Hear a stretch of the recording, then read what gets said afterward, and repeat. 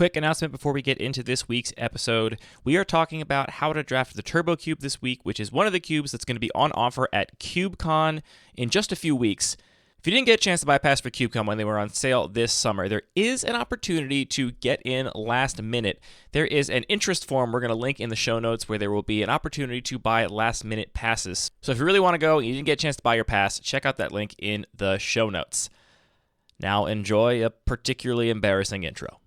Packs in his hand, patience grows thin, flicking cards waiting for the draft to begin. First pack is cracked, he begins to beg. Forget the rest, he just wants to open an egg. With cost reduced, bad cards are now busted. All he sees is Jade Mage, absolutely disgusted. As the packs start to flow, he is in the tank. Pick 4 trade routes, who's he got to thank? Taking only blue spells, passing Savannah. He can cast all his picks with only 1 mana. The draft is over soon as it began. A turn 1 win, at least that's the plan. Land count has gone down and the speed has gone up. Glass cannons are sometimes known to blow up, but he's casting his spells, drawing card after card. Go to end step, guess he moves to discard. He's drafting the Guild Globe. He's drafting for speed. He's in the zone. Cold as stone, taking picks with pure greed.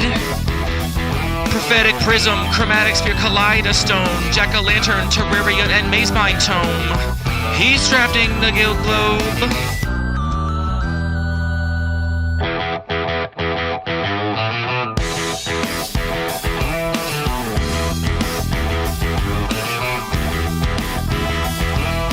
If you're lost, we're talking about the Turbo Cube. Only cube of Anthony's that's extremely rude. All spells and abilities reduced by 2. Now there's no such thing as mana screw. When you're new to this cube, you're gonna get clowned. I'm telling you, friends, so rings a build around.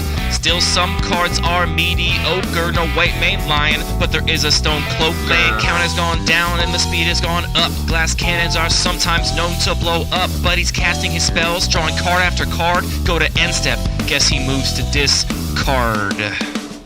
He's drafting the Guild Globe. He's drafting for speed. He's in the zone. Cold as stone, taking picks with pure greed. Prophetic Prism, Chromatic Sphere, Kaleidostone, Jack-o'-lantern, Terraria, and Maze-Bind Tome. He's drafting the Guild Globe. He's drafting for speed. He's drafting the Guild Globe.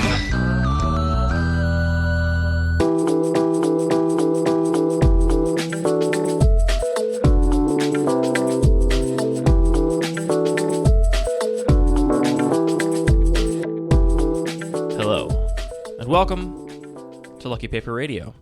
I'm Andy, and I'm here with my co-host, Anthony. I am become meth, speedy upper of cubes. Okay, I see where you're going with that. You know how Oppenheimer made the nuclear bomb, then he doesn't like the nuclear bomb that he made? Yes. That's like you with the Turbo was Cube. Just telling me that was actually a quote from the Bhagavad Gita, but yeah, I see where you're going with that. Well, I mean, he said it. He said it too. Yes, about becoming death. I get it. It's like great joke. It's like Michael Scott really analyze quoting this joke. Oppenheimer, quoting the Bhagavad, whatever you said. Yep. Not a religious scholar over here, people. I called you I am become meth, speedy upper of cubes. Meth, speed, get it? Instead of death. I called you that because we're talking about the Turbo Cube. A creation of yours that has grown. It's become hugely popular that you don't like, Anthony. I mean, it's. I like Magic the Gathering. This is still Magic the Gathering. It's a Good difference news. of degrees. But I mean, you know, my main cube, regular cube, is something that I've lovingly put tons and tons of time in, and I just love these really basic cards and playing a really simple, straightforward game of Magic. Blah, blah. About, this was last week's episode. Synergy between all your cards and drafting well. And the Turbo Earl of Cube Squirrel kind of turns that on its head, and Earl of Squirrel is definitely unplayable here. And instead, you get to take a lot of game actions. It occurs to me that we probably have maybe a decent chunk of listeners that don't actually know what this cube is. Did you know that the episode we recorded about this cube was episode 13? That is wild. It was over 2 years ago that we talked about this cube for the first time. No, I don't believe that. And our listenership has grown considerably. So, I mean, you've mentioned it in passing on our set review episodes. I'm sure it's come up here or there. But for those that don't know this cube, Anthony, why don't you tell them what it is? Because just like the regular cube, they're going to have an opportunity to draft this at CubeCon. So we're doing another draft primer episode. So this cube is it's just got one simple little twist on the rules of Magic, just to spice things up a little bit, and that is all players start with an emblem that says all spells and abilities that you're casting or activating cost 2 generic mana less. If you're a judge and want to help me actually word that emblem a little bit more correctly, I would love that. As well as if we get any rules interactions wrong throughout this episode, but other than that, it's just a normal regular cube, right? Maybe you should get some emblems printed for CubeCon. That's a really good from idea. NPC. Ooh, that's a little bit late, last minute, but No, we'll we see got if we time. can make that happen. We got time. I need to get new sleeves too. No, Anyway, don't that's get the new whole sleeves thing. before CubeCon. They're going to get ruined at CubeCon. Let this be the last hurrah of them. Interesting. I could see it both ways. Everybody, except for the first draft, will just assume it was the previous CubeCon draft that got them all disgusting. Fair. So, this cube just plays out a little bit ridiculously. It was inspired somewhat by the draft they had on Arena for a little while. That was a turbo draft where they just gave you a big discount on all your spells. And That you was a just got Coria, to- right? They did it, I think, for a couple sets. The first one that I remember was a Coria, yeah. And it just was really fun and novel to reevaluate a bunch of cards with this discount and think about, like, it's basically a whole new draft experience from the same set of cards. And in line with that, this cube is very much leaning into the discount and includes a ton of effects that are really, really affected in a meaningful way by that discount. There's nothing that is truly broken, like one card combos, like you could imagine if you had Basalt Monolith, that would on its own just make infinite mana, but there are a lot of things that are extremely efficient and powerful and do ridiculous stuff when played together in this environment. Yeah, so you are playing with the most powerful end of what this discount can possibly do. Like you said, you're not playing the really dumb, obvious inclusions. There's probably a couple dozen automatic infinite mana enablers or automatic infinite damage enablers over Magic's history, and just like, that's not fun, just to play a card and win immediately. You got to put these cards together in interesting ways still to pull a win out. From a design perspective, one of the challenges was, okay, we have this, we want to play a lot of these really powerful effects. How do we now also shape this into an environment where you do still have some agency and make meaningful choices and have some variety of the decks that are gonna pop up? So, a couple things are worth being aware of as a lot of things are worth being aware of. This episode is going to be a lot different than the one about the regular cube. This is not like, well, if you're in blue-white, you probably want to be looking at these things. This is like, this chunk of cards is completely reimagined and like earth-shatteringly powerful. These kinds of effects are way better than you would expect or way worse than you would expect. This is like really just kind of priming you for a very different kind of Magic.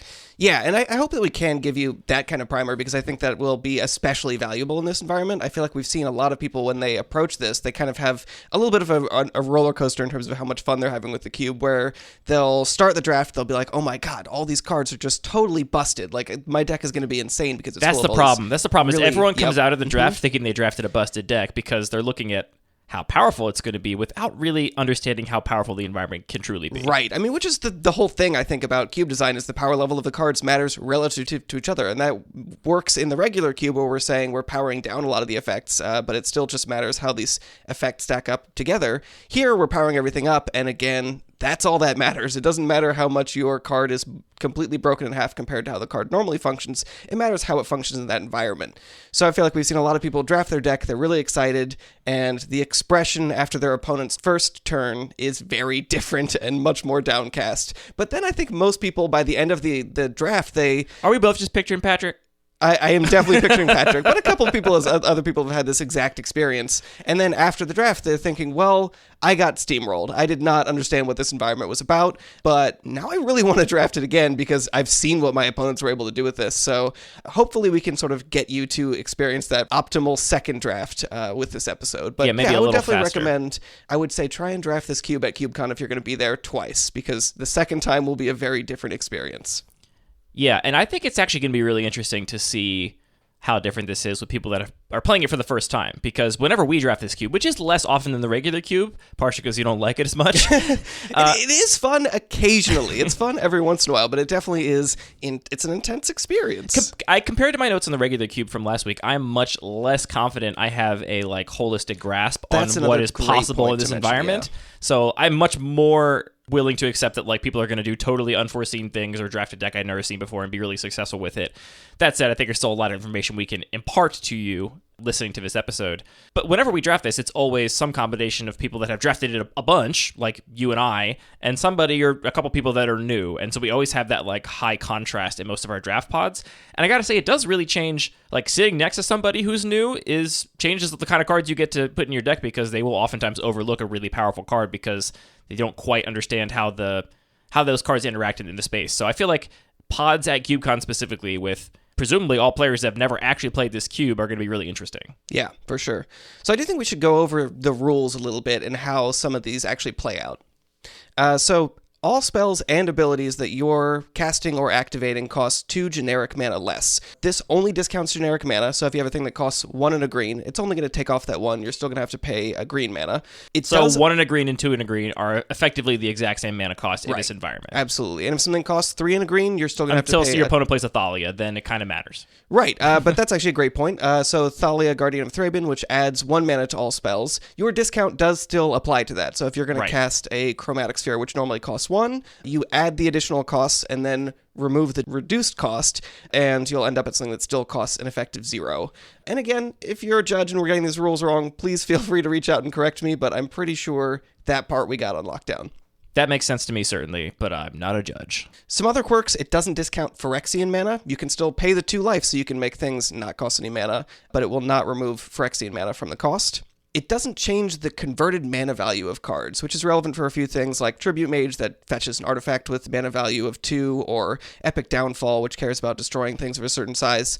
Even though it changes the cost that you're paying when you're putting the card in the stack, the mana value of those cards in other zones is always still the same. And all of this is in keeping with cost reduction mechanics, which are present in Magic, right? Like Helm of Awakening says all spells cost 1 generic less to cast.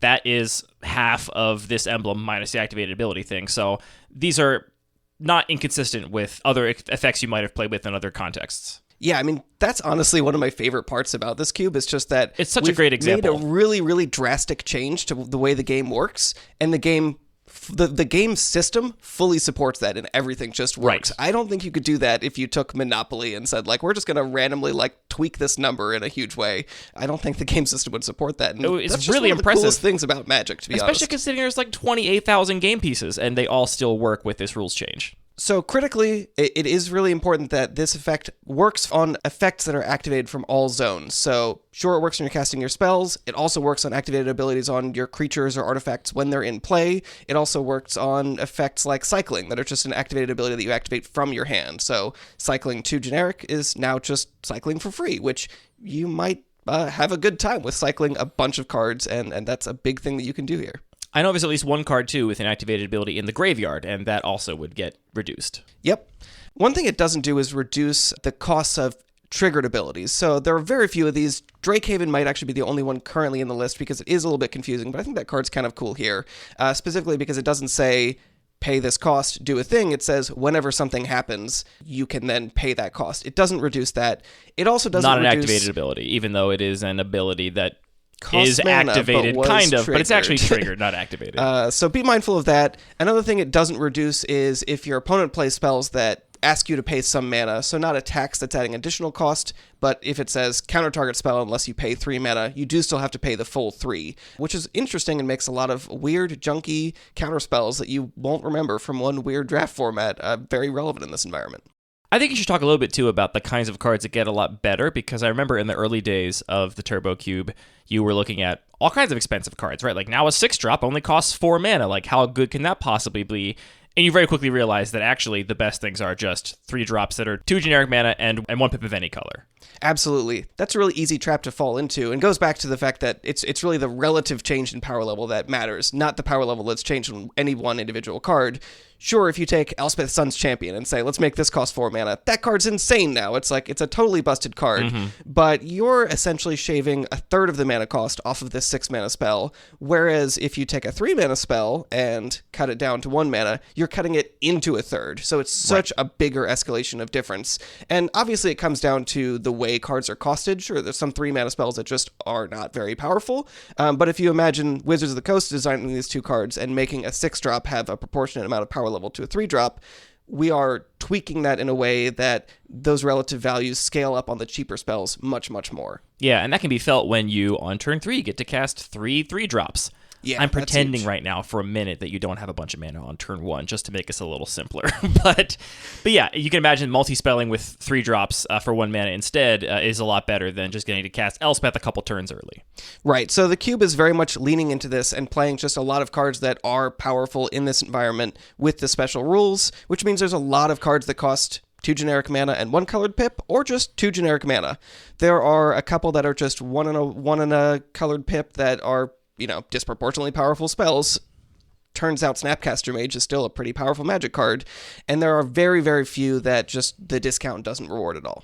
So that's kind of the baseline. You're going to take a lot of game actions to be able to play spells very quickly. There is a fair amount of fast mana in this environment, and that really shapes games. Decks also play a frighteningly low land count. The combination of having a bunch of things that have cycling or things that are similar to cycling that just allow you to essentially reduce the deck size by a huge amount. There are also a lot of cards with basic land cycling or specific types of land cycling. For example, Sanctum Plowbeast that has plain cycling and island cycling.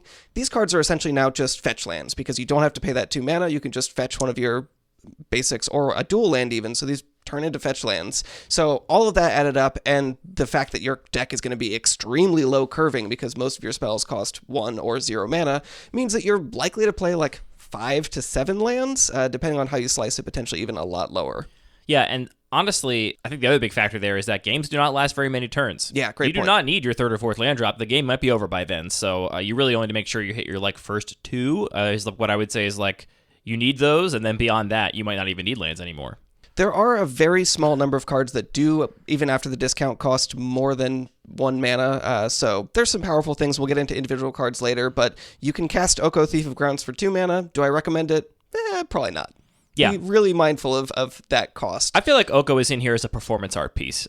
This card is actually not that good. Yeah, either a performance art piece or just a useful benchmark to compare how things are changing. It only got a 1/3 less expensive in terms of mana cost, and does very fair things compared to what's going on in this environment. Oko is the fairest magic card in this environment, pretty much. You got some other fair stuff in That's there, fair. but Oko is definitely not a power outlier. Let's put it that way.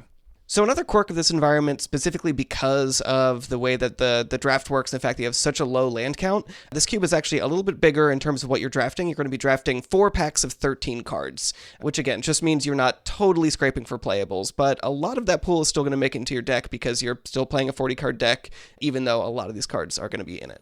Yeah, the draft does not feel bigger relative to the environment because, like you said, your land count is so low and your basic land count is really low. I have learned to rate the basic land cyclers much more lowly than other types of cyclers because I might only have 1 or 2 basics on my deck, or none sometimes. Sometimes none, yeah. Yeah. Yeah, it is worth being aware of those basic land cyclers and think about how those are fitting into your mana base. Sometimes it is a challenge just to get all the colors of lands you need in that small number of them that you actually want to play. When we first sleeved up this cube, I think I had 11 of each color, and that was plenty because, it's like you're playing an island, you're playing a swamp and a forest, and that's kind of it. One exception we'll get to is green decks. Right, and I was so going we'll to say. have plenty of forests, but for the most part, yeah, you're playing a very low land count and a frighteningly low basic count. We've alluded to it, but most of you have not played this cube. The way that turns go are turns are very long, and you take many, many, many, many game actions. A lot of times you begin a turn and you have no idea where it's going to go because what you're looking at in your hand are 3 or 4 cards that are just going to cycle into more cards, and so you don't actually know what the turn has in store because half your hand is going to be gone and replaced with new cards at the beginning of the turn. So because of that, you're constantly reevaluating what's going on in the turn and how things are playing out. This is somewhat dependent on your deck, but honestly, I think every deck to some degree is going to have these elements in it. So the first couple turns are most of the game, and they're important to how they play out. I would say an environment where you really want to win the die roll. So practice your die rolls at home. Yeah, that if I was to give you one piece of advice to drafting this environment well, it's win the die roll. Yeah, it does matter a lot. So I think that covers all of the rules, quirkiness, and the way the format works. Is there anything else we're missing? I don't think so. When I was making my notes for this episode, I just immediately started thinking in terms of cards because that's how I think about this environment. This broader view you took, I think, is really important, and I'm glad you did take it because I would have forgotten to do that. But when it comes to actually drafting this cube, I don't think in any other terms beyond this point other than just what cards am I putting in my deck. I don't even really think in terms of colors. Is my deck a color? Maybe, sometimes, but I'm trying to play as many colorless cards as I can that don't require me to pay any mana, so the card is effectively colorless, and then I'll have a couple of enablers or win conditions kind of splashed, and with all the land cyclers, you can oftentimes kind of play whatever colors you want in your deck. This is not how everyone drafts this environment. I guess we should say, I think you and my approach to this cube are kind of different. Yeah, I definitely don't take the same approach. I often try and keep my mana base very focused, and I'm not sure if this is correct, but I feel like when I'm only playing, here's my one spell, it's either red or black, I want to make sure I can cast both of those spells, so I'm really focused on making sure I have a dual land that I can cast to do that. And because of that, I often end up pretty narrowly in two-color decks, but there are also a fair number of sort of incidental mana fixers, sources of any color of your choice, so I'm not sure which approach is correct, but I would just definitely point out that there is that pressure on your mana base. Whether or not you try to work around that in a different way is kind of unknown. Do you want to start with Turbo Power, the cards that I think become power in this cube? Yeah, let's do it. So to me, this is like the reason for the season, right? This is what makes the cube special. These are the cards that you've decided to include that are big power outliers. They do broken stuff that no other Magic card does. So we have the eggs: Skycloud, Darkwater, Shadowblood, Mossfire, and Sungrass. All of these cards say make 2 mana of their 2 respective colors and draw a card. Right, so these eggs all cost 1 generic mana to cast, so which 0 is free, and they have an ability that costs 2 and makes 2 generic mana. So 0. And even though it looks like you're just filtering some mana, that 2 in the cost of that activated ability is reduced to 0. So yeah, it's just 0 mana, make 2 mana, and draw a card. So this ups your storm count, makes mana, and draws a card. So a storm player's wet dream. It's like if you like casting Black Lotus in a vintage cube, but you just wish you had more cards to work with to do stuff with that mana. These are for you. Yeah, if Black Lotus was in this cube, it'd be way worse than these cards. I would take these cards over Black Lotus every time. In the same category, we have Chromatic Sphere, Chromatic Star, Jack-O-Lantern, Golden Egg, Guild Globe, and Prophetic Prism. These are all the cards that have similar kind of play patterns. I'm not going to read all the rules text of all of them. You can go check it out on the Cube page and also the cards mentioned page for this episode, but they all essentially do that same thing. I have a decent-sized list here, Anthony, of like near eggs, and the first one's Terrarian, which does do the same thing as all these other cards, but comes into play tapped, which I think makes a huge difference. I do have like a gap in my rating of these cards between all the ones we just listed and Terrarian. Yeah, I agree. That coming in tapped is a big downside. Guild Globe, you mentioned, also I think is the most powerful just because it does give you full flexibility on the colors that you're generating. Yeah, if we're going to... This is like the classic, in the limited podcast reviews, like which of these mythic rares is better. If you get the choice, take Guild Globe. Sure. That's the one you want. Then there's a couple cards that do the same thing. They make mana and they draw a card, but they have some prerequisite. So this is cards like Manamorphose. You have to spend a mana to cast it, a red or a green, but you get 2 mana of any colors out of it and you draw a card. So it's a mana positive, card positive spell, but you do have to actually spend a mana to get it going. Frantic Search is similar, but it doesn't actually make mana till after turn 1, because on turn 1, you're only going to be untapping the 1 land that gave you the mana, presumably, to cast Frantic Search. But on turn 2 or 3, when you have 2 or 3 lands in play, Frantic Search is mana positive, and it's not card positive technically, but so oftentimes there are going to be dead cards you're not going to need. That looting is really powerful. So I put that in kind of a very similar category. Kaleidostone is a weird one. This is kind of like an egg. It does draw you a card when it enters the battlefield. It is free to cast, but instead of having a pay 2 to filter it into 2 mana of a specific color combination, it's pay 5 generic to filter into Wooburg. So this can essentially jump you from 3 to 5, right? Because that 5 generic is reduced by 2. So once you get to 3 mana, you can then turn this into a Guild Globe-esque effect and give you those 2 mana back. So that card also quite good. Yeah, it is really funny. This card just, even in this context, looks really, really bad. But then you think, oh, how often am I going to use that ability? But you've got to take this new vanilla test to it and just say, this just costs 0 and draws me a card. There's no cost to including this into my deck, so it's really easy to take this card early. And it does turn out that reducing the cost on that ability also means it comes up occasionally. Yeah, and we're still in the A tier of this list. This is what I consider power in this cube. The last ones I have here are not power in isolation, but I think they become power or power adjacent once you have one of the other pieces of power. And this is things like Moonsilver Key, which is a free tutor for any of your eggs. Costs 0 mana to play, 0 mana to activate, and it goes and gets a cheap artifact, puts it into your hand, or an artifact with an activated ability specifically, and puts it into your hand. If you have an egg, that's just +1 storm count to your egg, right? Now you have a second copy of that egg in your deck with an additional storm count trigger. There's also Trinket Mage, Tribute Mage, Archaeomender, which is a card that rebuys a cheap artifact from your graveyard, and Fabricate, which are also all ways to find eggs.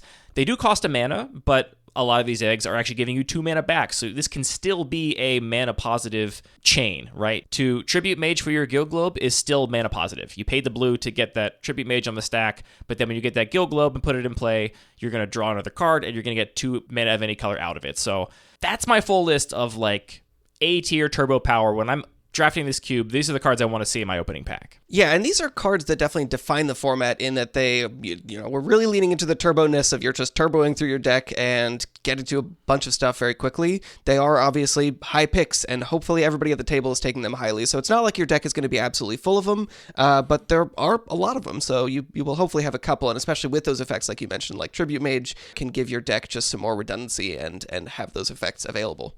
Yeah, I mean, I think it's important to note that all these cards we just listed were colorless, except for Manamorphose, which is red or green, and then a bunch of blue cards. Frantic Search, Trinket Mage, Tribute Mage, Archaeomender, and Fabricate. So the blue decks, I think, are the ones that thrive at doing the most unfair stuff because they have the most redundancy and the most ways to do their unfair egg thing.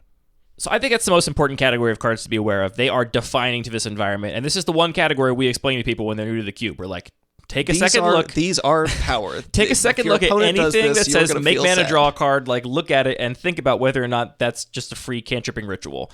And hopefully that gets through to people when they're playing the cube, because sometimes you get past these cards and it feels bad because, well, it feels good for you, but you feel bad that you failed to communicate to the person passing to you that these are essential tools for this environment.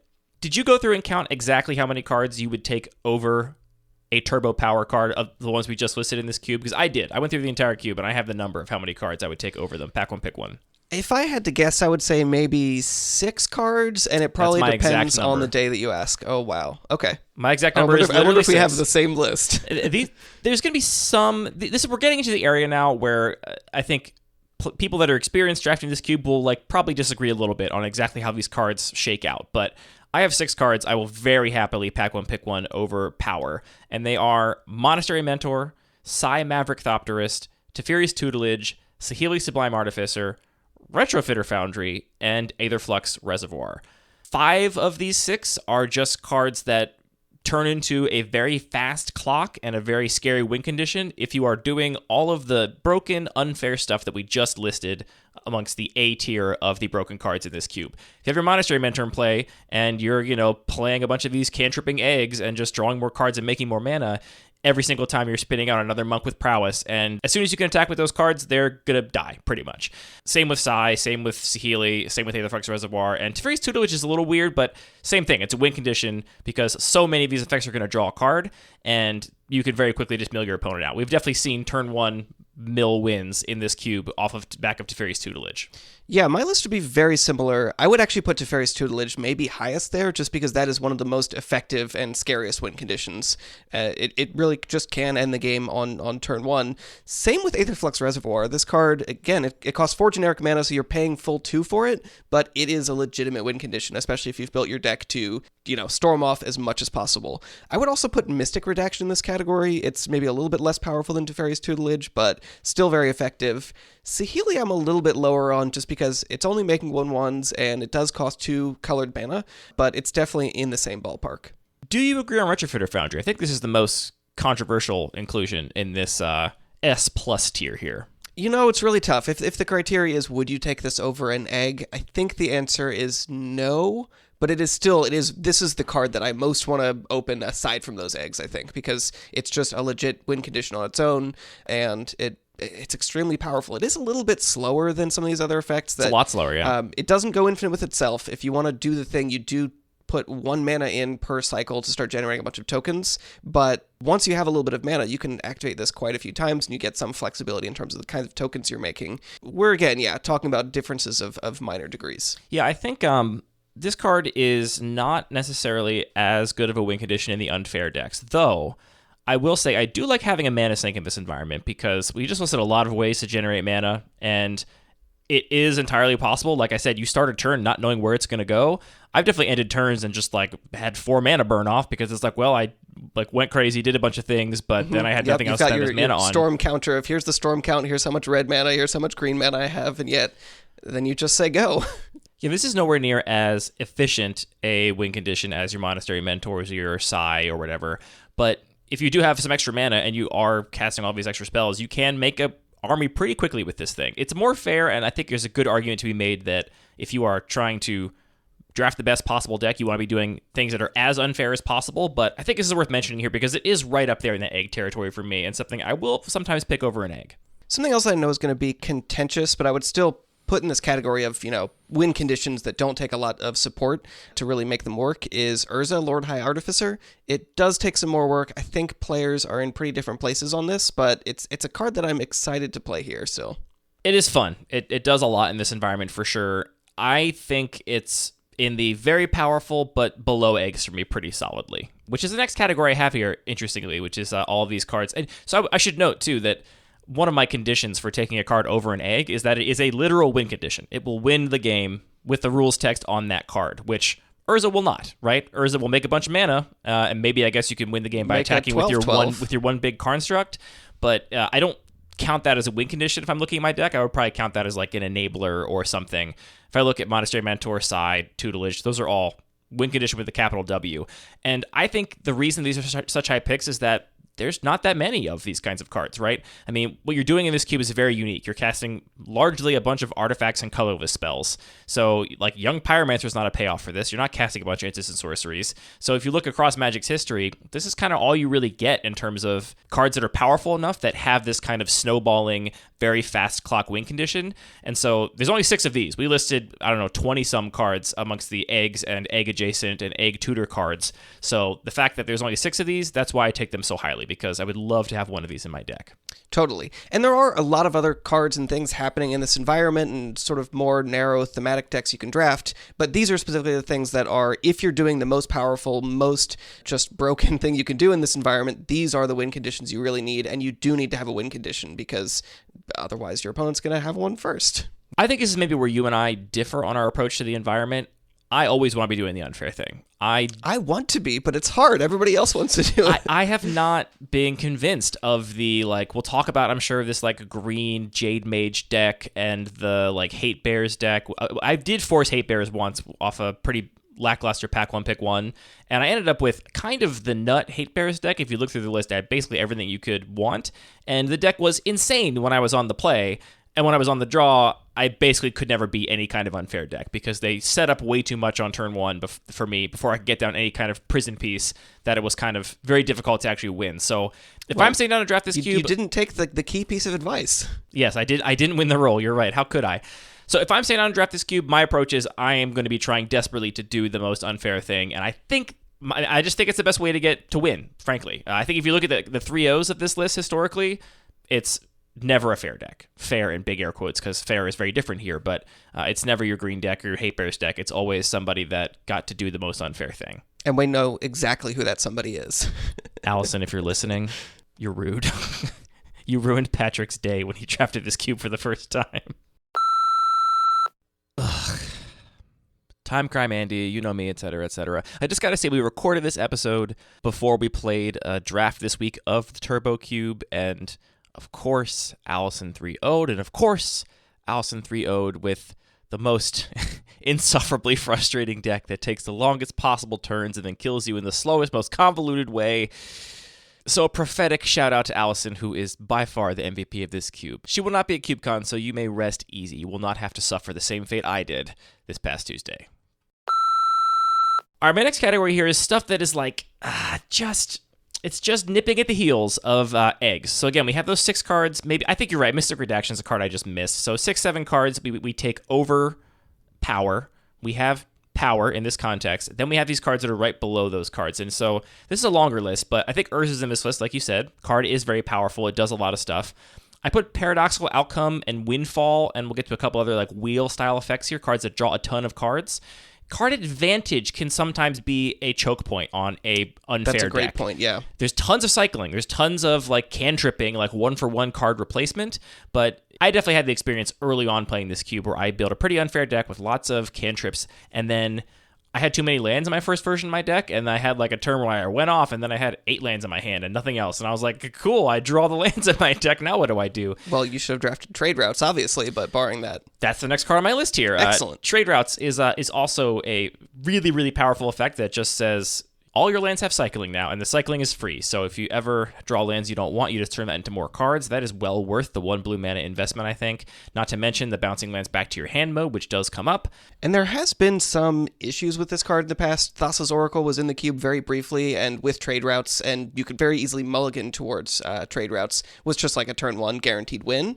I'm not sure there's currently anything that degenerate in this environment, but if you can find a way to win based on like having no cards in your deck, or maybe you have some cycling payoff, that's definitely something to be mindful if you're trying to break this cube. Yeah, I would look at trade routes first if you were seeking to break it. The reason that was so degenerate, right, is because you were motivated to put no other cards in your deck, basically. Yeah. Like, you're just motivated to play, 30 lands, trade routes, Thassa's Oracle, and, any, power you happen to be passed, right? Like, something that's still mana positive and card positive is still better than a land in this case, but the fact that you can just thin your deck to effectively any size with trade routes if you mulligan to it means that you can basically win very reliably with that. And the reason it's degenerate is because it takes away all the fun of drafting all the other cards because you just get to put more lands in your deck. I have a couple cards here I have not actually played with, but I am certain are broken, and Birgi is among them. Birgi, God of Storytelling. This has to be a card that is a really high pick in this environment. I haven't done it myself yet, so I'm not quite sure how to rate that, but it's got to be right up there. Birgi is a blast. She was a key piece of my only turn 1 win. Galvanic Relay is one of the only actual Storm cards in this list, which, for obvious reasons, is quite powerful. I think this one is not totally broken here because you do have to wait a turn, and a turn is a lot in this environment. So the fact that you get to basically say, I'm going to win next turn now because I just effectively drew my whole deck with this impulsive draw, that gives your opponent a window to do something about it, which I think makes it more fair than a Tendrils of Agony would be, which would be not any fun in this cube because you would just win. That's definitely a downside in terms of power level, but yeah, this is still one of the premier, most powerful things you can be doing in red in this environment. Wheel of Fortune, just like Windfall and Paradoxical Outcome. Underworld Breach, just like Yogg's Will. Tireless Tracker's in this category, which you might not think about. I put Tireless Tracker up here. I think this is the reason to be in green in this environment, frankly. It just turns all of your lands into another card while still having the land. And there is a lands deck here with Fast Bond and Summer Bloom, and this is the most important piece to that deck, I think. More so than Fast Bond or Summer Bloom. There's a couple ways to put extra lands into play, but being able to actually draw cards off all those lands is what's key to the engine. So I rate Tireless Tracker this highly. I put it up here. Yeah, so critically, it's whenever you play a land, you get a clue, and that clue has an activated ability, which is, like everything, discounted, so that's why you can sort of shortcut it to play a land, draw a card. I have Arcbound Ravager up here, too. This is a card I take very highly because it can turn all of your dinky little cantripping artifacts into +1/+1 counters, and there's a lot of artifact creatures running around, so you have a pretty safe way to keep that power and toughness on board, even in the face of some removal. Skull Clamp is up here, I think. Is Tolarian Academy up here? What do you think? I'm not sure. I feel like, so there is Gaia's Cradle and Tolarian Academy. I feel like Gaia's Cradle is more of a role player in the sort of theoretical deck that it fits in. Tolarian Academy does a lot of stuff. It makes a lot of blue mana, but you have to have something to be able to do with that mana, which I think is interesting about a couple other effects that we'll talk about. I think it's definitely really, really good. The question is it like this tier of good where it's like right below eggs, I'm taking it? And I'm not sure. You might need to be like already in a more specifically artifacts deck. I mean, every deck's going to have some artifacts, right? Because every deck's going to open an egg and you're going to play the egg. But that's not enough artifacts to play a Tolarian Academy. Don't promise people this. They're gonna end up being salty when they're the one drafter that doesn't have any eggs. Most decks will have some unfair egg stuff going on, but that's not enough, obviously, to play Tolarian Academy. You have to be in an artifact deck before that lane becomes reliable. So I don't actually know how to rate that, but I think its ceiling is very, very high. And the same is true of Urza's Saga, I think. This, I think, is a very reliable but slow win condition for these decks because it's a land, they can't counter it. You get to make 2 tokens for free, 2 big constructs, and they are going to be big in the right deck, and then also go get one more, hopefully an egg or another power piece, and so when it dies, you make more mana and draw more cards. Like, it does a lot. That's what I have here in my, A tier, just right above the peaks of those power levels. What else is on your list? Well, I would just say that Tolarian Academy and Urza Saga are the two that I'm least confident in my understanding and evaluation of. I could see them being extremely, extremely powerful. Obviously, like they can do so much. But again, you have to rate that relative to everything else that you can do in this context. I would love to see, honestly, Urza Saga in a Hate Bears deck that's, locking people down, limiting number of spells that can be cast for turn, but then you can just use this ability and make a whole bunch of huge creatures with it. So yeah, Urza Saga is great with lock pieces. Like, I love it in the shops decks in the Degenerate Micro Cube. So that would be a cool application of this for sure. You mentioned Skull Clamp. This is the reason to be playing Stoneforge Mystic. There is an Umezawa's Jite in here as well, but that just takes so long to get going. I think that card's pretty bad here. Yeah, absolutely. So again, I think that's kind of similar to Oko, a little bit of a benchmark card just to sort of highlight the distinction of this environment. But Skullclamp, especially if you can build around it a little bit and include some creatures, is extremely powerful. Bygone Bishop is another one that I put up here as well because it similarly just sort of solves this problem for decks of being able to draw a whole bunch of cards and keep your hand full so you can actually take advantage of this mana discount. It's a little bit less reliable, but I think being in white where it is just less replaceable. Yeah, that card I have in my, how good is this we're talking about category? And I think it's right up there. I rate it lower than all the cards I just listed, but not too much lower. We're getting into, the role player territory. I think it's a very solid role player. Sure. It is funny to look at the difference between Mentor of the Meek and Bygone Bishop, where just because of sort of an implementation detail, Bygone Bishop makes a token which lets you draw cards, so it gets the discount, whereas Mentor of the Meek has the triggered ability, which doesn't. So much better than Mentor of the Meek. Which is not in the list for that reason. Yeah. Below this, for me, if we're again looking at this tier list, so again, just to recap, we have 6-7-ish cards that I think are irreplaceable, essential win conditions in this environment. We have the power, which by my count is 19 cards. So there's 19 cards running around. On average, each drafter is going to have about 2 of these in their deck. Some drafters will have more, some drafters will have less. Hopefully that's not you. Then we have this sort of stuff that's right below that in terms of power level, which is a really strong pull into playing that kind of deck or that color or whatever, but it's not, at the peaks of power. I think this is maybe where you and I are going to diverge in our drafting strategies, because the next tier for me is just pretty much anything I can do for free. If I can do it for free, I'm taking it over almost anything it costs me mana. So this includes anything that just cycles for free, right? So we're not talking about mana positive stuff. We're just talking about card neutral cycle through your deck. There are 35 cards with cycling in the cube that are not land cycling. I'm leaving land cycling out. That's a very different category for me. They both have the word cycling in it, but I do not put land cycling in this category. This is just free cycling cards. There's a couple of little artifacts like Elsewhere Flask and Sleeper Dart and Ichor Wellspring, which also just draw a card. That's all they do pretty much. They have a little trinket text attached to them, which might come up, but you put it in your deck because they draw you a card. Then there's the stuff that's actually slow card positive cards like Sunset Pyramid and Spare Supplies and Reckoner Bankbuster and Maze Mine Tome. These are all cards that will draw you cards, but only at the rate of 1 per turn with some other stuff going on, and they eventually go away. I still rate these very, very highly because the first card draw is free off of all of these. You get to play it, you get to draw a card, and that's what I'm playing it for. To me, there's a big gap between the free cycling and these cards that actually do generate card advantage. Spare Supplies, like you're saying, it is pretty slow, but because the cost of including your deck is just, it draws you a card immediately, it's essentially just thinning your deck. That is such a high reward to be able to get that second card that I value those cards really highly. The one I might put near those higher tier cards for me is Reckoner Bankbuster. I haven't played with this one yet. It just came out with the Undynasty, so I haven't had it in a deck in this cube just yet. But the fact that this one, while drawing you cards for the first couple turns is in play, also spits out 1/1 creatures and treasure tokens. It does a lot more. And it itself is a 4/4, which could be relevant. I'm not sure. I don't know how often that's going to come up. So that one might be better, but honestly, yes, these are card positive, and I would take them over a free cycling card if you put them side by side in a pack, but to me, they're pretty close in my evaluation. So there's a difference there in just how we're approaching the environment. I would also just say, pay attention and look out for cards with cycling too. There might be cards that seem sort of marginal or sort of bad, and you might overlook them, but always just double check. Here's Unburdened. Do you want to Mind Rot in this format? Probably not, but do you want free Unburdened? Absolutely. And every once in a while, I've seen most of these cards, deliberately all of the cards with cycling 2 that are included are intended to have some potential to be played. Right. You didn't just jam every single card with cycling 2 in the cube, because that would be a little bit uninspired. Some are much more narrow than others, but a lot of them have come up. I also got a couple more of these just free cycling cards here, like Cranial Archive, Alchemist Vial, Scrabbling Claws, Conjurer's Bauble. Brainstone's maybe a little better than the others because you do have a lot of ways to get a shuffle, and the Brainstorm ability on that card for free is probably quite powerful.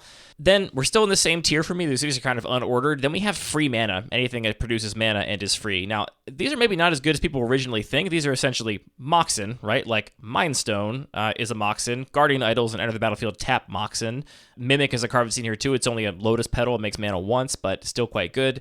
I still rate these very highly, but not as high as you might expect because there's not always things to do with your mana, as I said before. So I want these in my deck. I take them over the rest of the cards. We're not going to list all the cards in the cube, but everything we haven't talked about, I take these over, but still below those big payoffs, the actual power, and the things just below that. I would actually have a pretty big difference between those. Mind Stone does just cycle, but if it was just something that made colorless mana, even more than maybe it's hard to use all your mana, it's really hard sometimes to use colorless mana because the things that you're prioritizing are things that are discounted to 0 or just their colored pips. It's very rare that you're actually able to use excess colorless mana. Yeah, I mean, Soul Ring is in this cube, and it's in this category for me. I think it's worse than Mind Stone. I would take Mind Stone over Soul Ring because you get to cash it in for a card. You're looking at a pack and pick one, Soul Ring or Teferi's Tutelage. You want Teferi's Tutelage. Let the next person have that Soul Ring. Tutelage is much better here. Yeah, I would definitely call Soul Ring a build round in this environment. You definitely need a lot of things with generic mana costs, whether that's your Aetherflux Reservoir and maybe a couple other 3 mana value artifacts, or you're trying to do something with Artifact X spells. But beyond that, I'm not going to be putting in my deck.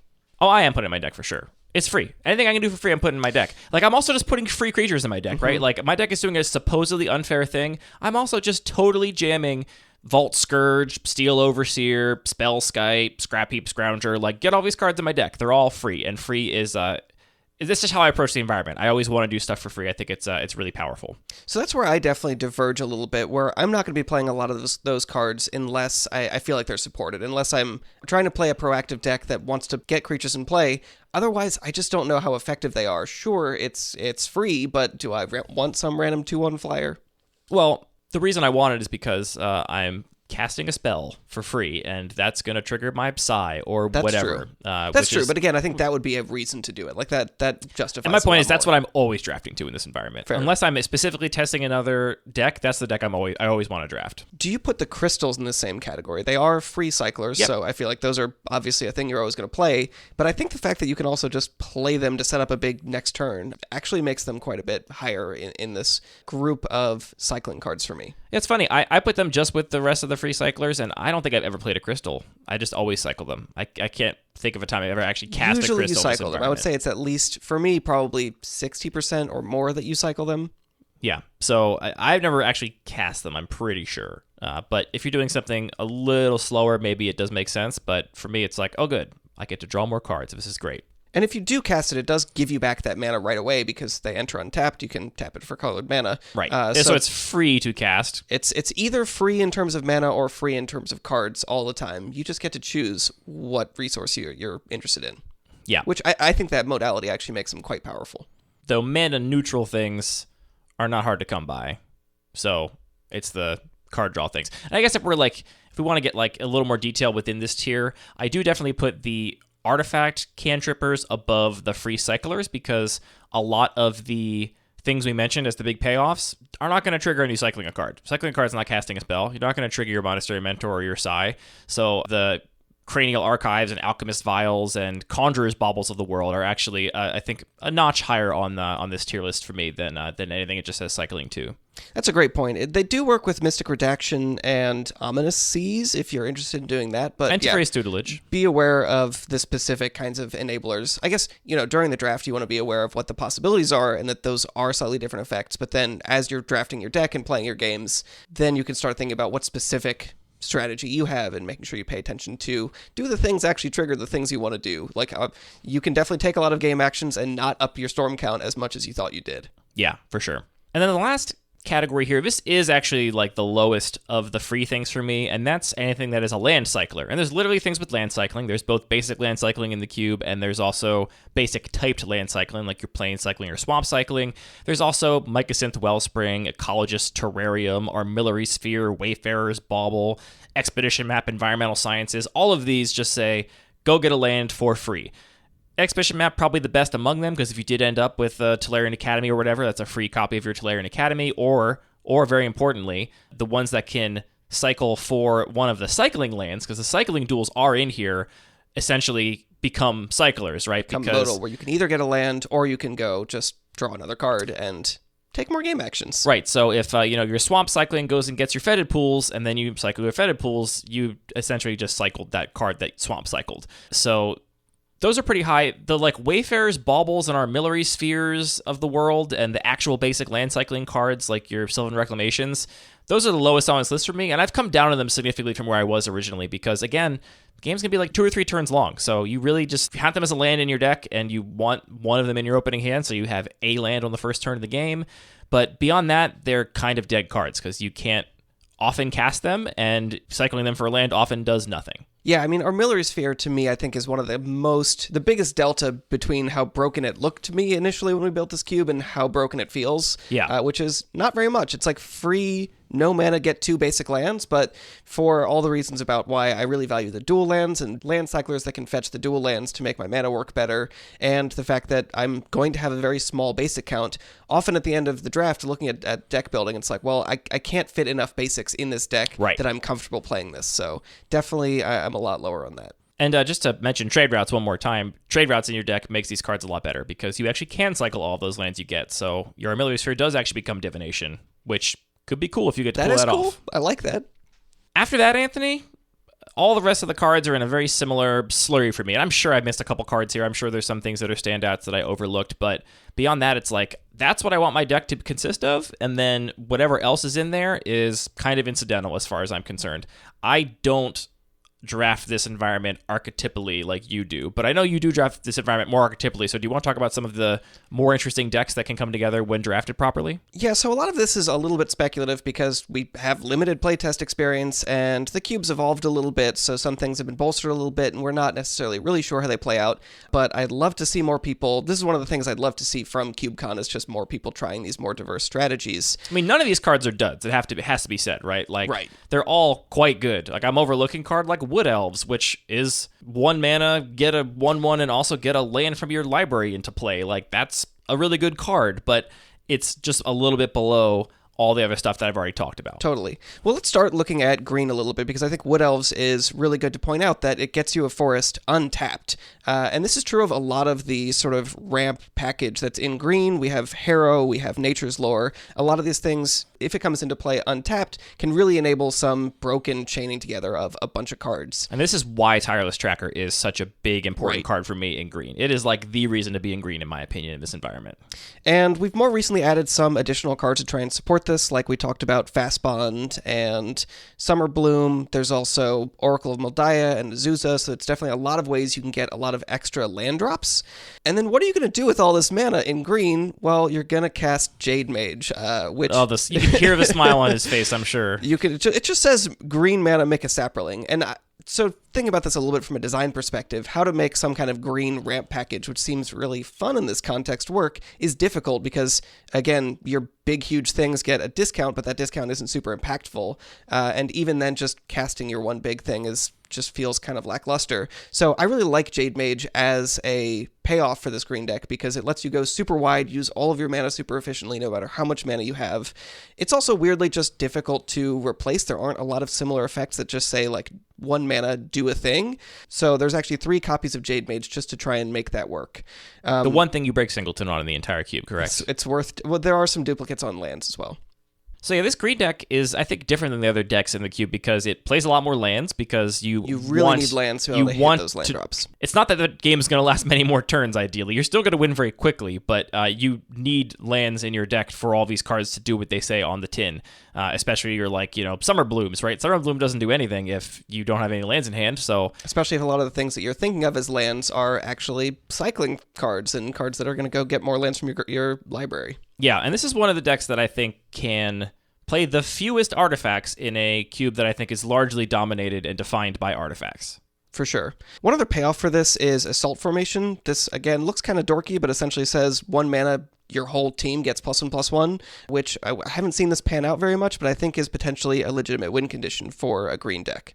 Another key role player here that specifically just because it works so well with Jade Mage is Gaia's Cradle. Initially when I started laying this out, it was more focused on just like making Draft Chaff into power, but we ended up just throwing in, sometimes it's fun to make power into power. Yeah, make power into power. So Gaia's Cradle is in this environment. You can tutor it up with your expedition map and a couple other things. So that's definitely something to look out for. And I think it's one of the easiest ways to sort of get into this deck because... Goes pretty dummy with Jade Mage. Yeah, looking at Jade Mage, maybe not so exciting, but it does look pretty good once you have a Gaia's Cradle. There's also a little bit of artifact hate in greens. This, again, is a little bit more speculative, but we have things like Collector Oof and Manglehorn that give green just some more tools to try and counter this, thing that we've mostly been talking about, which is the most broken thing you can do in this environment. The last thing I'll point out is there's a little bit of a token theme. Scurry Oak and Chatterfang are kind of a ton of fun, and a lot of these things are making tokens. Even your Tireless Tracker is making tokens, so if you have a Chatterfang in play, you can get a really big deck really quickly all of a sudden with these cards. Oh, you should put... This is the play podcast, not the design podcast. What are we doing? You should put the card Academy Manufactor, the card that if you would make a food or a clue or a treasure, you make all three. Yeah, that's a real turbo card. Turbo accounting. It's also it's a 3-mana card, so you can cast it for 1, which I think is the sweet spot in this environment. And there's enough things that are making those kinds of tokens that I think it'd be a really cool payoff in the right deck. So I'd love to see more people pushing that a little bit, but yeah, it's definitely not the most broken thing you can do in this environment, I don't think.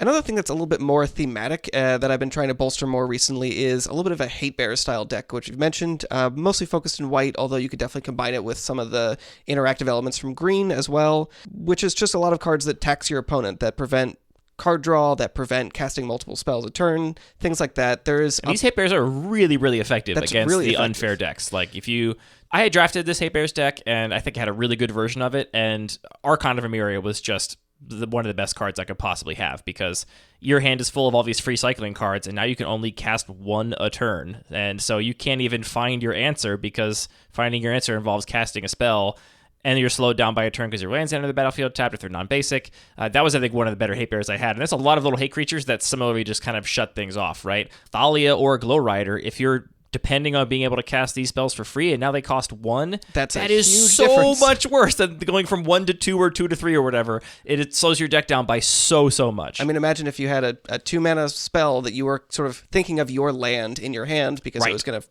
tutor up lands for you, and now my environmental sciences is just a land. Oh, exactly. Now it's a tapped land. It's not even a tapped land. You might literally not be able to cast it if you don't have another mana source in your hand. Yeah, you didn't keep a land. You didn't keep a hand with actual land in it, and their turn 1 involved a Vryn Wingmare or whatever. So this is a little bit speculative. I think, as you said, a big drawback to this strategy is that it really matters whether or not you're on the play or on the draw, and sometimes your opponent just does so much on the play that your Archon just doesn't do anything anymore. But I would also say, if you're especially drafting with other people who might be aware of this environment a little bit more and might be willing to draft this kind of deck, in your unfair deck, the basic effects like removal is going to start to become a lot more relevant in the way you sequence against these decks. Yeah, I will say, so when I drafted my Hate Bears deck, which I think was really good, it had all the cards you could possibly want it to have if you look at this cube list. My first match was actually against somebody who was new to the cube and wasn't really doing an unfair thing. It was kind of just here are good cards that I liked in 2 colors. And I did win that match, but it was close because I was playing this deck that was designed to hate on the most unfair thing. And they were like, okay, I play a Hell Rider. And I'm like, well, that's going to be a problem. My creatures aren't 3/3s. I got to figure out what to do about that. So it's interesting. It's a perfect example, I think, of how the metagame does in fact shake out, because I won that match kind of by the hair of my teeth. I won it 2-1. And then I went on to face an unfair deck where I lost the die roll, and I lost the games that I didn't go first, and I easily won the games where I went first. And then the third round, same thing happened, but I won the die roll. So I ended up going 2-1. But against the unfair decks, it was really just who won the coin flip, and unless someone got totally screwed by their mulligan, that's the person that was going to win. And in the more fair matchup, it was real Magic all of a sudden. I was like, oh, I got to think about how I'm attacking and blocking. What is this? This is not supposed to be the Turbo Cube. Yeah, so I would say pay attention a little bit to who you're drafting with. Be aware that there are a variety of decks in this format, and potentially just consider sideboard options. Maybe you just need to sideboard into a more fair deck against somebody that has these kinds of hate tools. And that's really one of the reasons that we've bumped up the size of the actual draft pool, is just so you do have a little bit more flexibility to draft and play with a sideboard. Yeah, I'm hoping there's some counterplay and we see back and forth here. So one other specific deck that I think is worth talking about is just mono red or red X aggro. This is a deck that I've often fallen into and been, done a lot of 2-1s. A lot of 2-1s. But you can draft extremely effective aggro decks that just can literally attack for lethal on turn 1. The key to this, I think, is you're just trying to get all the free and very cheap creatures that get into play fast. Haste really, really matters. Haste is kind of like getting an extra turn. So things like Lelia the Blade Reforged are super powerful. And Lelia, especially because of her ability that some people might not remember, she gets bigger not just when she exiles a card to her own ability, but whenever you exile a card from your library or graveyard. And there are a lot of ways that you can incidentally do that in this in this environment. Like, just combine it with Underworld Breach, and GG's. Have a good one, opponent. Or Galvanic Relay is really the prime thing, because it's got Storm, so each of those are separate triggers, and you can end up just tasty having Lelia attack for 20 if you're into that. Mana positive effect, so I do think this can overlap a little bit with a lot of the broken stuff, unlike the white Hate Bears, which is kind of a lot of symmetrical effects, which makes that difficult to also be doing the broken thing. In the red decks, you can still be doing the broken thing, so you absolutely want Burgi in your red aggressive deck, so you can just turbo out a huge amount of cards on turn 1. There are also a fair number of things that are just in themselves mana positive, things like Plundering Barbarian that enter and make a treasure token, which these are maybe less relevant, but they are role players in these decks. That's mana neutral. Correct, Not mana mana neutral, positive. yeah. And there's some others that, I don't know, if you have a bunch of wizards and clerics and rogues and warriors, sure, maybe you'll end up with a bunch of mana, but you can sort of think of these as, role players that you're going to put in your deck and try and turbo out your hand. Another thing that I think is really valuable is Thopter Engineer. This will give all of your artifact creatures haste, which you want to be drafting as many of those free creatures as you can. Giving them haste is a huge deal. There's also Jawbone Skulkin, which is an artifact creature that gives your red creatures haste. Combine these together, you've got a great turn 1, and hopefully you get your opponent dead before they burn you out with the Aetherflux Reservoir. This is honestly the deck I am second most interested in drafting. If I'm sitting between Allison and Allison's clone at the draft table, and I know I'm not going to be able to get a truly broken, unfair deck, this is probably what I'll be looking to do, because it also plays really nicely with whatever of that broken stuff you can get your hands on. Exactly, yeah. So you get to do as much broken stuff as you can, and then when you run out of truly broken stuff to do, I guess you make a 9/9 Lelian attack. I guess that's what you do.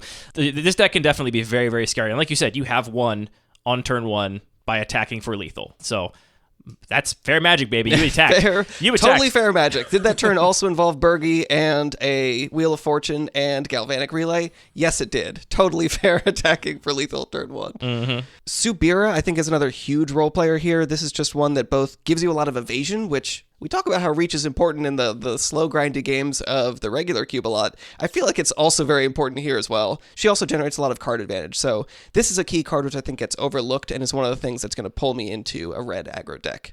I feel like it's also possible to sort of add another color. I feel like for me, my inclination is always adding blue for some other kinds of interaction, or black for similar reasons, to, just give the deck a little bit more flexibility in different situations, potentially some other sideboard plans. Yeah, I feel like blue and black don't have quite as much of an identity. You just have, look at all these incredible 1-mana counterspells and incredible 1-mana hand hate cards, right? Yeah, I think that's the next thing to look at, is just the interaction. We've been talking a lot about proactive stuff and how you're going to win the game, but there is a lot of really potent interaction in this environment as well. Okay, fair. I think if we talked about it for 2 minutes, then the relative time we spent talking about it would mirror the actual importance in gameplay to me. I think it's every once in a while my opponent has a removal spell and I'm like, darn. But it doesn't come up that often. Fair point. So again, this is a difficult card evaluation space where these cards get I could be totally wrong. powerful. Again, this is the environment I'm much less confident in. It could be that you could draft a sick control deck here, because some of these decks are kind of fragile, right? If you're relying on your big payoff, your Monastery Mentor or whatever. Now, make sure your removal is instant speed and don't be on the draw again. But it's only one rule. But I could definitely imagine a deck where it's trying to stop everybody else's deck and then win with with a Midnight Clock or something. It's kind of a slow win condition, but does eventually get there. Midnight Clock is one that maybe we're overlooking a little bit. That card can kind of do a lot. But to give some specific examples of the kind of interaction, we have these kind of junky cards like Convolute, which is 2 and a blue to counter a spell unless their opponent pays 4, which is just going to be a 1-mana hard counter, essentially, which, again, it's a little bit swingy, but if you are on the play, you just play an island and maybe counter their Terrarian or counter their Guild Globe, whatever your opponent's doing, you can potentially just shut them down. Or I think more likely, if they are based on they're really looking for one particular win condition, being able to counter that is potentially going to be pretty powerful.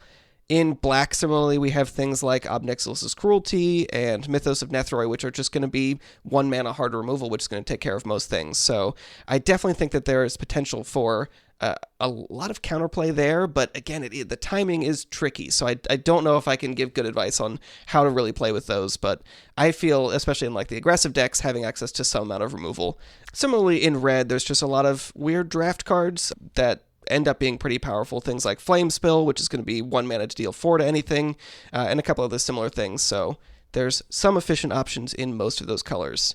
I forgot Shadow of the Grave in my my like enabler that's a section. cool one. That one is up there. It's a lot harder to make work, but I have a pretty good time making that work. That's up there, I think, with your like Yawgmoth's Wills, where it's like you need the right kind of deck for it, but when you do have that deck, it is a very key piece that can do a lot. Something else we have in black is some really powerful targeted hand hate. We have something like Toll of Invasion, which is essentially just Thoughtseize that doesn't have the drawback of you losing 2 life, but you do amass 1, make a token. So again, I'm not as good at evaluating these, but I think that these could be potentially very powerful in either just a black-blue or black-red controlling deck that wants to, again, make sure you get those powerful threats out of your opponent's hand proactively, or potentially in a black-white deck that's using a combination of hate bears and targeted hand hate to just shut down your opponent's plan. Yeah, I mean, I'm maybe being a little dismissive of the non-unfair stuff, and that's not because any of these cards are duds, right? Like, all of these cards have a lot of potential in this environment because you've chosen them very carefully, but there's a lot of them, right? And they're kind of more interchangeable, right? There's a lot of decent ways to interact if you want one. I always have a couple ways to interact in my decks, even the most unfair ones. I think we should spend a moment to talk about board wipes here because they are present in the environment. We have a Day of Judgment, a Shatter of the Sky, a Wrath of God, a Cleansing Nova, a Rout, and they are actually relevant. And here's how they are relevant. You cast them on your turn 1 after your opponent was on the play. They do their whole thing. They like poop their whole deck out on the table, and then you just wipe the board, and then you start over. It's not that hard to cast a effectively 2-mana spell on turn 1 because you just need any of these mana positive things we've talked about to make that happen, and then you just get to reset. So it's not like you're playing a board wipe to play this like long game as a control deck. Like it's just like immediately clean up what you did on 1 turn or 2 turns and then, fix that problem. Well, yeah, I mean, like you do expend resources doing all this, right? Like you do all this stuff and you like kind of dump your hand on the table. And so a well-placed board wipe can be really, really effective. I've seen that be a key part of some decks, and that's probably the interaction and removal that I rate the most highly. Yeah, it's interesting. I feel like maybe this says something about our playgroup, but I've also not seen them played very much in our playgroup, but I think that they are quite powerful. I've been blown up by them a couple times where it's like, I didn't have the Haste Enabler, I did have my Monastery Mentor, I did make 9 prowess tokens on the first turn of the game, so all I need is 1 non-creature spell next turn and you're dead, and they're just like, Shatter this guy. And I'm like, okay. I think Cleansing Nova is also potentially relevant because it can destroy artifacts and enchantments, which are very relevant in this environment. I could see a little bit of a risk of if your opponent's playing one of the handful of Planeswalkers, for example, you could still be in a tough spot if you're hoping to just be able to have a hard reset button. But I agree. I'd be curious to see people play these Wraths more. I honestly think that I would, if I had a Wrath in my deck, and I was in those colors, again, colors in big air quotes because I am pretty liberal with my interpretation of color in this cube, I would pretty much always side it in on the draw. Yes, definitely. Even if it's not in my main deck, just bring it in on the draw every single time until I've seen that my opponent's deck is not a kind of deck that's going to be answered by this. And there are some decks where you just board up doesn't do anything. They're killing you with Aetherflux Reservoir, right? So you don't need that board wipe, but on the draw, I'm going to want those board wipes. I think it would be useful for us just to go through. We've touched on a lot of the key cards that are going to shape the format, but a couple of the things that are maybe just going to underperform, or just behave in a weird way that it's good to be aware of. The first one I have is Deadly Designs. So this looks like a weird card. It's from a conspiracy set, but it's 2 mana for an enchantment, and it has an activated ability to put a counter on Deadly Designs. Anyone can activate that ability, and when there are 5 or more counters on it, you can sacrifice it and destroy up to 2 target creatures. So this is essentially, again, going back to the efficient removal in black, a 1 black mana destroy 2 creatures. Like, this is the most premium removal. It does behave a little bit weirdly that your opponent can activate it, so I made the mistake, against Allison, of course, of playing this turn 1 before she had any creatures in play because I assumed I can just use this later.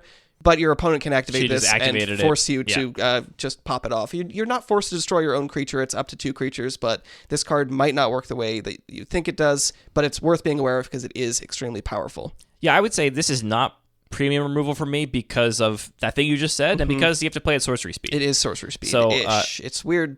It is essentially sorcery speed, because if your opponent doesn't want you to do it, then they can just, on your end step, say like, okay, destroy my 2 worst creatures, and then I'm going to do something more relevant next turn. So I rate the instant speed stuff higher than that, but it is worth noting that interesting interaction where you might not read that card as, oh, 1 black mana to destroy 2 creatures. But that's what it does. Containment Construct is an interesting one, which basically lets you cast cards that you cycle.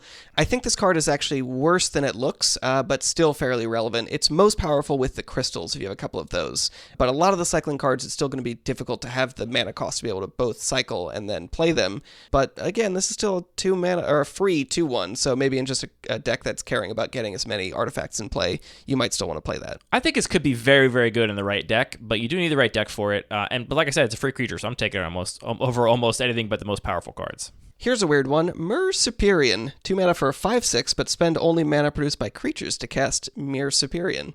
You don't have to spend any mana to cast You don't have to spend any mana, so Superior. don't worry about that, Rider. It's fine. We got you. It's just a free Don't 5/6. sweat it. Enjoy. Bag of Holding is one of my classic, I think what the kids would call a meme card. I think the card's actually pretty relevant here. Basically, you're probably not going to be paying the cost to loot with it, but there is a lot of other cycling happening. So I think it is a way that you can generate a fair amount of value. It's like a one-time big containment construct. Big containment construct. And then, I mean, really, if you're doing a bunch of cycling and then you get all those cards back into your hand, it's not like you're drawing those bad cards again. You're just going to cycle them again. Yep. Clear the Mind, I think, is another card that's easy to overlook, but I think is pretty relevant because you are doing so much turbo-y stuff. You might have a deck that has a few very key pieces, key win conditions. Being able to recycle your graveyard for just 1 blue mana, I think, is pretty powerful, and it draws you that card back. So it is just a mana cost, not a card cost. And Cranial Archive does similar things in colorless. So I do think this is relevant, especially because there is some amount of mill in this environment. So yeah, that's a great point. You could easily just have your win condition milled, and then that's not a great spot to be in. Mirage Mirror is another funny one that's easy to overlook. card's good. Card is a lot better than it looks. Card's I don't think it's good. quite one of these role players, but it's essentially just 1 mana to cast it, but because it can, for free, become basically anything you want in the battlefield, it can rebate you that mana right away by turning into your land, and then for the rest of the game, it's just whatever the best thing on the battlefield is, it's a copy of. And it's largely insulated from removal because there's not a lot of removal that can hit any card type in the battlefield, and That's a it really can good become point, yeah. any card type. So good luck to shattering it. Destroy Now it's a target creature. Yeah. Something that is weird about this is that you can activate this ability to have it become a copy of something, but it doesn't retain that copy ability. So you can either just activate this once, or potentially you can do some tricky stuff of stacking up multiple activations. So if you there's wanna something get- yeah. relevant, there's potentially broken stuff you could do there. Yeah, I don't know about broken, but definitely cute. Cute. Right? Yeah, that's like what- if that's you, what I if mean. you have Cute some stuff. tap ability you want to get one activation off of, but then you want it to be a different permanent afterwards, you can do both of those, right? You can stack them up so that it's the thing briefly that has a tap ability. You get to tap it, and then it becomes the third thing you want. Okay, to be. we're gonna discover a live combo. So you have Farmstead Gleaner in play, and you have a Soul Ring, and you activate Mirage Mirror 100 times, targeting each alternately, and then you let those activations resolve, and then you tap it whenever it's a Farmstead Gleaner, and untap it when it's a Farmstead Gleaner, tap it when it's a Soul Ring, and you make 200 mana and have a Big walking 100, ballista. 100 Farmstead Gleaner. Not quite as good as a Walking Ballista.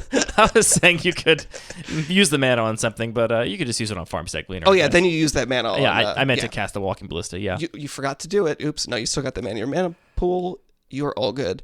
Farmstead Gleaner is another little bit of a weird one that's maybe worth mentioning just because there are a couple weird combos with it. This is a dinky little artifact that has an untap ability. I think it is a relatively powerful creature on its own, but give it a pathway arrows, get in a vehicle out there, you can just make a huge guy all of a sudden. One other actual combo that is in the environment, like we mentioned, there aren't a ton of one-card combos. There is Heliod and Walking Ballista, so maybe another thing that a fair white deck could be doing is have this sort of secret combo hidden away. We could talk about cool cards of this environment all day because really all of these cards are included because they are to some degree doing something cool and interesting. I do want to mention 2 other cards that I think are going to be a little bit overrated. One, well, maybe let's just lump together Jace the Mind Sculptor and Oko Thief of Crowns. These are obviously powerful cards, but I think Planeswalkers are just a lot less powerful because the games are going to take not a ton of turns, so you're not going to get as much value off of them as you might hope. Another thing that's maybe a little bit funny is Force of Will and Force of Negation. I think these cards are also going to be overvalued, even though it seems really relevant to have free interaction for this kind of environment, especially. Good luck having another blue card in your hand. It's really hard to have another blue card in your hand, so I value these not super highly, but I could easily see myself being wrong about that, and maybe it's something that's actually worth trying to build around having blue cards to discard to Force of Will. Can we close on Void Mirror, which I think is maybe the most contentious that's a and great potentially point. most powerful card in the cube. So for those that don't know, Void Mirror is a 2 mana artifact, so 0 mana. And it says whenever a player casts a spell, if no colored mana was spent to cast it, counter that spell. Would you also just lump Sphere of Resistance and Thorn of Amethyst into the same category, or do you see those more as dedicated? I don't think so, because because those just kind of like slow things down. This could like absolutely just like, they have no option to spend that's a good extra point, mana yeah. to cast a spell. So this can be like a hard lock against some decks. This card was added because we were discussing this Hate Bears deck, which I desperately want to be a thing. I would love to have a countervailing, like... It's like a key thing that would create more diversity in the format, because as soon as there's some sort of road bump to doing the completely unfair thing, the people that are drafting that kind of deck need to have some kind of sideboard plan or some kind of plan B. It just kind of shakes up the meta a little bit. Makes the whole meta kind of work, I think. And yeah, and right now, I still think the best Hate Bears deck is probably a 2-1 deck in most pods. I don't think you're going to be able to, unless you're really lucky with your dice rolls, I guess. This was added for that Hate Bears deck, and obviously it's good there, right? Like, if you're playing the Hate Bears deck, you actually just have white creatures in your deck. You're going to be spending your white mana on your Thalias and your Vryn Wingmares. Like, those spells are going to resolve just fine. Your opponent that's doing anything unfair will not be able to do their unfair stuff through Void Mirror. I have two things to say about this, having played this Hate Bears deck, and the first thing does kind of apply to the other spheres, like your Thorn of Amethyst and your Sphere of Resistance, which is that I had all of these in my deck when I drafted this Hate Bears deck, and by pack 3, it's like, do I take this egg now? Because I have all these cards that make this egg awful, and so it's like, you either have to like hard commit and pass up on the most powerful thing you can be doing in this cube to instead try and punish that thing, because they don't play nicely together. Right. We talked about how that red aggro deck can play all those broken unfair things and also just attack you for lethal in a like semi turbo cube fair way. This deck, those cards become active liabilities if they're not drawn in the correct order. So that's the first thing to note about Void Mirror and the other sort of like hate pieces. Yeah, I mean, I would mention, I think that if you deliberately wanted to like force this deck or the green deck, that might be a reason why, even though we're saying you're never passing these cards over anything, that could be an argument. Yeah, I had some picks in pack 3 where I was like, oh, egg? Can I offer you a nice egg in this trying time? Yeah, he's got an egg! Beautiful shiny egg. Egg or another good hate bear that I know for sure is going to wheel, so I did end up taking the egg in that situation, but I think I didn't play it because I had so many ways to tax it that it was like going to be bad. The thing about Void Mirror, which I think is especially true of Void Mirror and a little bit less so of these other tools, is that I think in theory, you could just put this in any deck, and when you're on the play, just do your unfair thing and then end the turn with Void Mirror. And we don't know, I think, sitting here right now, if that is a like kind of toxic, degenerate play pattern of this cube that just makes Void Mirror and potentially even a Sphere of Resistance or whatever kind of unfair and broken. People have not really done that yet, but that is a potential thing where you could play a couple of these hate pieces in an otherwise unfair deck and have the plan of just, I side these out when I'm on the draw because my opponent's already got a shot at doing their thing. When I'm on the play, though, I'm going to hope to do my thing first and then lock the game down. I haven't seen that play out, but it's theoretically a way things could go if you're lucky enough to draw your cards in the right order. Yeah, that's definitely where I'm at, where Void Mirror in particular, if I know I'm on the play, I want this in my deck all the time. I'm like siding it in. I'm probably main decking it, I think, in just about any deck. I'm gonna main deck it until I figure out.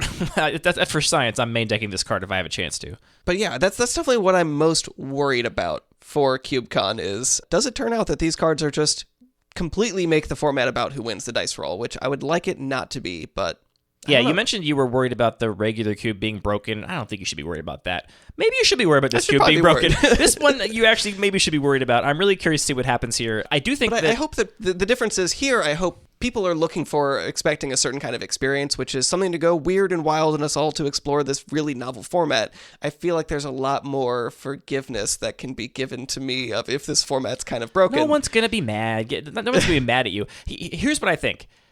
I think there'll be a lot of demand to draft this cube. You're the only cube with modified rules at all. I guess aside from the Desert Cube, where technically that's a modified rule. Yeah, You can't put lands in from outside the game. I mean, deck building. But this is like by far the most out there cube, I think, at CubeCon.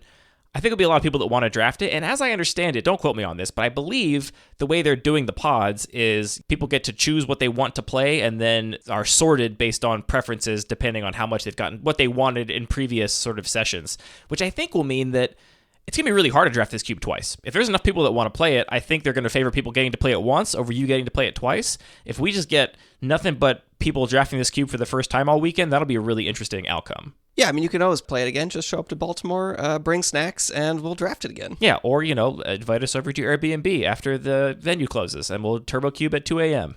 It's going to be an intense weekend, isn't it? It's going to be pretty intense. It's true. Can we do that? Do they keep the cubes in, cube escrow I for the actually whole don't event? know. It's a great question. I actually don't know. That's a question. None of my cubes are there. You should know the answer to that question, not me. All right, we went long again, but there's so much to talk about here. We even didn't get to a lot of cards that I think are interesting and fun to talk about, even though they're not defining of the format. But we're really focusing on giving you enough information to come into this cube and hopefully, as Anthony said, maybe get that second draft experience and not have to have that first draft experience of not totally having your feet under you and kind of bombing out. I hope this was all very helpful. Like I said, Anthony and I have slightly different approaches to this cube. If you look through the list, I think it's fun to look through this list because, if you're looking through a regular cube list, you know what the cards do. This list you have to read a lot to be like, wait, what actually does Mirror Entity do here? Let me read that one more time. What does that do in this environment? They all do things that are a little bit different than you might expect. So I think it's a fun read. And I hope as many people as possible get to play Visit CubeCon because it's been really fun for our play group to break out, as you said, Anthony, every once in a while. Yeah, that's where it is. It's a sometimes treat. All right, real quick lightning round of stuff for you to be aware of. We do have surveys up for Warhammer 40k and for Unfinity. If you're playing any cards from these sets, go fill out the surveys on our website so we can know what people are most interested in. Especially true if you're interested in these cards, because not that many people are. So if you are, make sure that you get your voice heard in there. Yeah, Unfinity in particular has gotten not much response. So I would love to see us get enough that we have some statistically meaningful. I mean, we can always just publish the data somewhere, but I would love to do a nice little article with our visualizations that we do for these cool new uncards. I also want to mention that if you want to see some gameplay from the Turbo Cube, we do actually have some games that we streamed and recorded last summer of us playing the Turbo Cube. I think we have some where we grid draft and some where we had decks left over from an 8-person draft when we played the games together. I think maybe watching 10 minutes of that is way better than listening to us talk about it for an hour if you want to understand what this environment is like, because it's very visceral when you see what can happen in a turn in this environment. Yeah, so that's definitely true. I would check those out. And also maybe just give that little YouTube channel a subscribe. Maybe there's going to be more streaming and videos coming soon. I don't want to tip my hat too much, but we've maybe got a new streaming setup I'm excited about. So there'll be more videos over there at some point soon. I'd also say, just on the topic of preparing for drafting these cubes and trying to come into it and get that second draft experience rather than the first, maybe. You can draft these, of course, on Cube Cobra, but be mindful, the bots don't know that the rules are changed. The bots are trashy. In So addition the to all the bots- ways Cube Cobra is currently broken, the bots are also awful at drafting this cube on the best of days. They don't know that the eggs are great, so you can draft some really busted decks, which is honestly kind of fun as well. We've had some good times just doing bot drafts than playing the most busted versions of decks against each other, but be aware that when you're drafting with humans, they will not pass you all the eggs, and you'll get, what did we say, 2 or 3 is kind of an average case? At least they will not if they listen to this episode. Maybe they didn't, and they're at a huge disadvantage. Maybe the bots have gotten sentient, and they've listened to this episode, and they know now. That's it. I'm hungry. We got to go eat some dinner. This episode is over. All the music for this show is produced by DJ James Nasty. All of the magic cards are produced by Wizards of the Coast. This show is produced by Anthony designing a cube that he kind of hates, maybe a kid of yours that just is a little bit of a little shit, and you just kind of regret it, but it's here. We can't get rid of it. What are you going to do? Cubes are forever. You must care for them. And then we talk about it into microphones. So I can't wait to watch people have fun with this at CubeCon. I'm just excited that I still, in this ridiculous context, still found a way to make it about saprolings. You gotta find a way to... I gotta stay true to my You've got a brand. You've got a brand. Saprolings and things. And there's some squirrels.